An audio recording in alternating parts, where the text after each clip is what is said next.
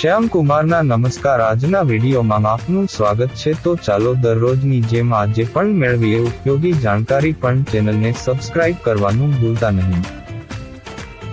નાતાલના દિવસે સાન્ટા લાલ કપડાં કેમ પહેરે છે? Christmas special. હવે સવાલ એ થાય છે કે આ દિવસે લોકો લાલ રંગના કપડાં કેમ પહેરે છે?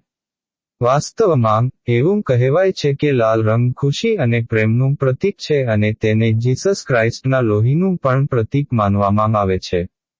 આ રંગ અન્ય લોકો માટે તેમનો અપાર પ્રેમ દર્શાવવા માટે છે, જેના દ્વારા તેઓ માનવતાનો સંદેશ આપવા માંગતા હતા.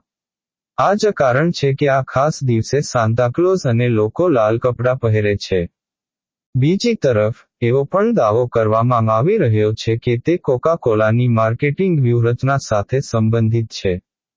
હકીકતમાં, 1930માં, ડી.આર.સી. જાહેરાત એજન્સીએ એક સામાન્ય માણસને સાન્ટા બનાવ્યો અને તેને લાલ કપડામાં બતાવ્યો. આ જાહેરાત ખૂબ જ લોકપ્રિય બની હતી અને આ દિવસે લોકોમાં લાલ રંગના કપડાં પહેરવાનો ટ્રેન્ડ શરૂ થયો હતો. તે જ સમયે, લાલ રંગ ગ્રીક બિશપ સંત નિકોલસ સાથે પણ સંકળાયેલ છે.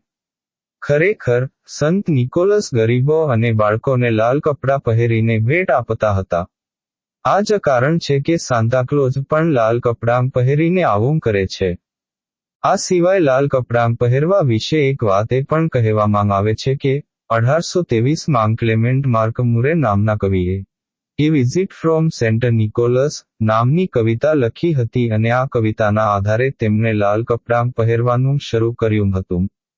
સાન્ટાની કલ્પના કરો. જો કે આ દિવસ માટે લાલ રંગનો કોઈ સ્પષ્ટ ઇતિહાસ નથી, નાતાલના આ અવસર પર લાલ રંગ આપણને સુખ, પ્રેમ અને સાન્તાના આદર્શોની યાદ અપાવે છે.